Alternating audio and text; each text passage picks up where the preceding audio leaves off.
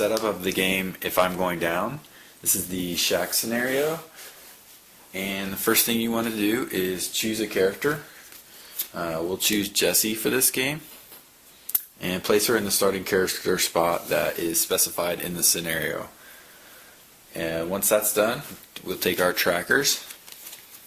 We'll place the ground tracker, the body tracker, and the hand tracker. And then we go take our zombie deck, shuffle it up.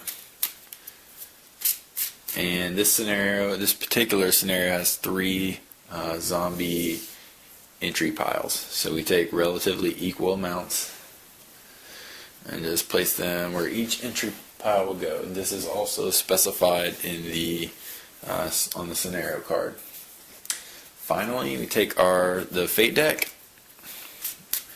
which has our oh so precious resources, weapons, items, and such. And we shuffle up. Now the scenario will specify a certain number of starting resources. The shack solo, you get 3. So we flip cards until we get 3 resources.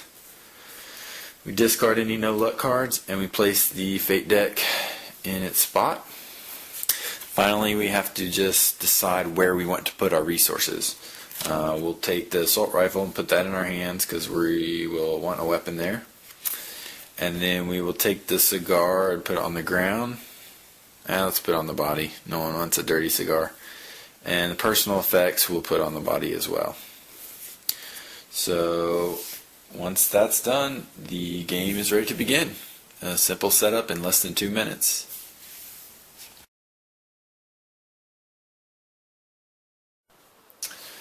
Now let's look at the phases of the game. This is the first phase of each turn, which is the zombie entrance phase. The scenario will specify where zombies enter from, which is the entry piles, and then you just put them in the initial spaces. So this solo scenario has 3 initial spaces. So we take 1, 2, 3 zombie cards from the zombie deck. And you see one of them actually is not a zombie, it's an occurrence card. If an occurrence card comes into play during this phase, you have to resolve it. And you do that by drawing a card from the fate deck. So we're going to draw a card and we're going to look at the fate icon in the upper left. We don't care about what's on the card other than that. And you see it's a ranged weapon icon.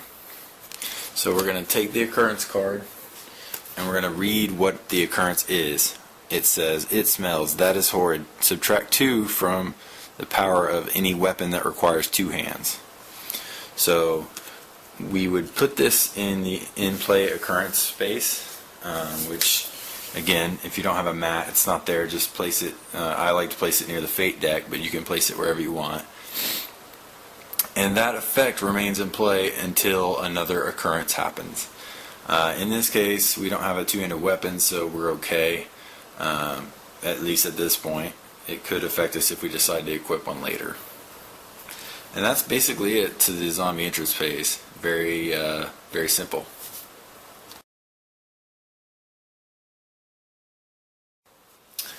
After the zombies enter, it becomes the player phase. This is where you get to take actions with your character and do any number of different things.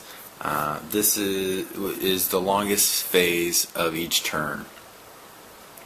So we see right now we have 2 zombies in the danger zone, which is any space connected to our character. So we definitely have a threat there. And then there's obviously more zombies that have entered the shack and are on their way towards us. This is sort of representing a kind of middle of the game turn. Some things you can do during your turn are search for a resource. If you want to search, you use one of your 2 actions and you draw a card from the fate deck. And unfortunately, we drew a no luck card, which basically says, sorry, you did not find anything, discard this card. So that sucks, but hey, you don't find something every time you search. Life isn't fair, right? So now we have 1 action left and we have 2 zombies sitting here. Maybe it wasn't the brightest choice to search first, but we did it. Now we better use our weapon to attack. So we move it up to reflect one use on the tracker, and which eventually that will get to empty, at which point we won't be able to use that weapon anymore. But we can use it now, so we're going to attack these two zombies in these spaces. And I'm not going to go too much into detail in an attack, but you draw fate cards to see if you hit. If it's anything but no luck, you hit. So that one hit. We're going to kill this zombie. You do need to point out which zombie you target first. I didn't do it there, but it is important.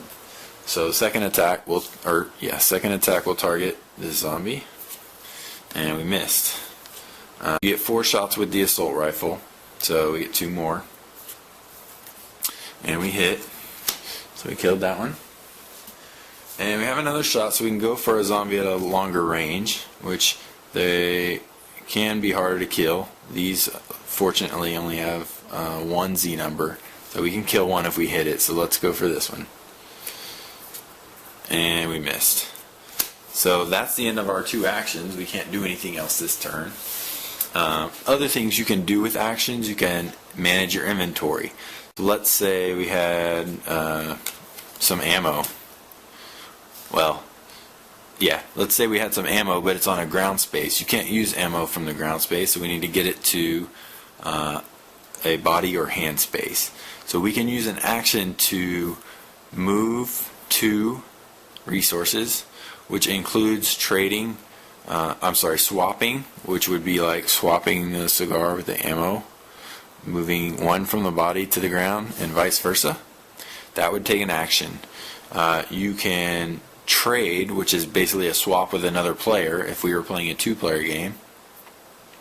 Or you can move to, so like this space is empty. If we wanted to move this to the ground tracker and the personal effects to our other hand for whatever reason, we could do that.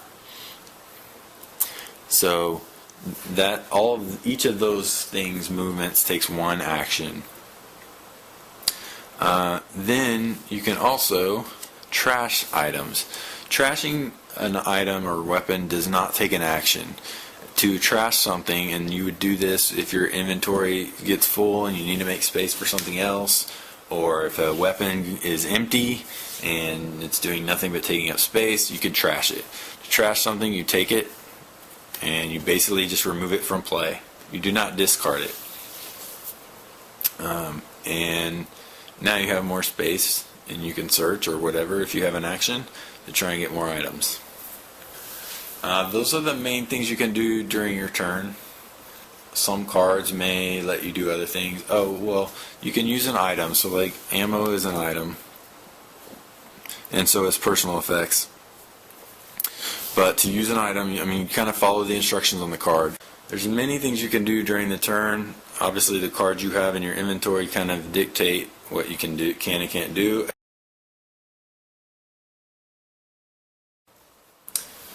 The third phase of the turn after the player phase is the zombie attack phase.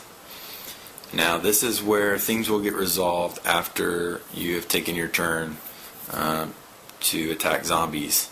So you see here there's 1 zombie in a connected space to our character. When this happens, the zombie of course tries to bite you, but if there's only 1 in the danger zone or connected spaces, you can hold it back. So the way we do this is we touch the zombie to our character basically, which represents that we have held it back. The reason that's important is because the next turn you cannot hold back the same zombie twice. If we don't kill this zombie next turn, it's going to bite us. So you can still survive and not get hurt if there's only 1 zombie connected to you. But if there was a case where both of these zombies were connected to us, we can still hold one back, and we may want to, because certain zombies have, instant death abilities or other abilities. So we'd hold one back, but we can't stop the other one, so it's going to bite us. Okay, and this is where we would resolve that. Once you get bitten once, you turn your character to represent that you've been bitten. If you are bitten again a second time after you've already been bitten, you are killed and game's over. Additionally, if you've been bitten and a occurrence card with a radioactive icon comes up, that means you immediately turn to a zombie, which also in a single player game signifies your death or the end of the game. There's also zombies, there's none on the board now, but there's zombies that have a reach ability, which allows them to scratch you from a range of 2. So let's say this zombie had reach. Let's say this zombie's up here. We're able to hold back this zombie. There's only one in the first range, but the zombie behind it with the reach ability is going to reach around and scratch us. A scratch will start the turning process, so it's just like the first bite, but it won't kill you. So if you've already been bitten, a scratch is not going to kill you. You have to get bitten again or turn into a zombie.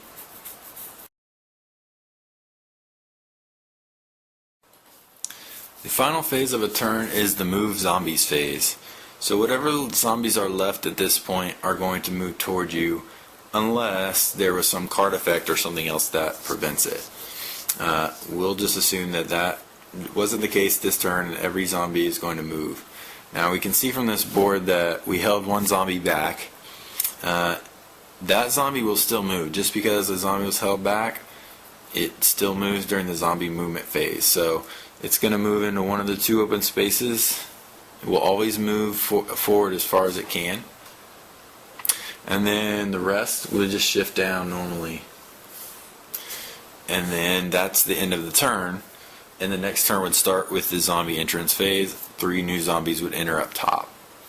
There are some zombies with special movement abilities, namely some that let the zombies move multiple times. So if we were in a case where let's say the zombie in the middle is the zombie with multiple movements, and it's called long stride ability. The zombie with the long stride ability always moves first. So in this case, we would take the zombie with long stride. It would move 1 and then 2. Okay. You never move a zombie to restrict the movement of another zombie if it's possible. Sometimes it can be avoided, but most of the times it can. And then we would just simply move the rest of the zombies normally down toward the character. Now, 9 times out of 10, or even 95 out of 100, you're simply moving zombies straight down toward you, especially in this scenario. Depending on the layout, that could be different. But let's say we had a situation like this where this long stride zombie couldn't move first because there's 3 zombies in the way. In that case, you would move one of the zombies such that the long stride zombie could move. So we move 1 and then the long stride zombie 2. Now, what that's going to do is essentially block this zombie from moving forward. And that happens sometimes. We didn't do anything on purpose. If we would have moved it over here, same thing would have happened with that zombie. And then the rest of the zombies still move. So this one would come diagonal. Just because the other one can't move, it still can.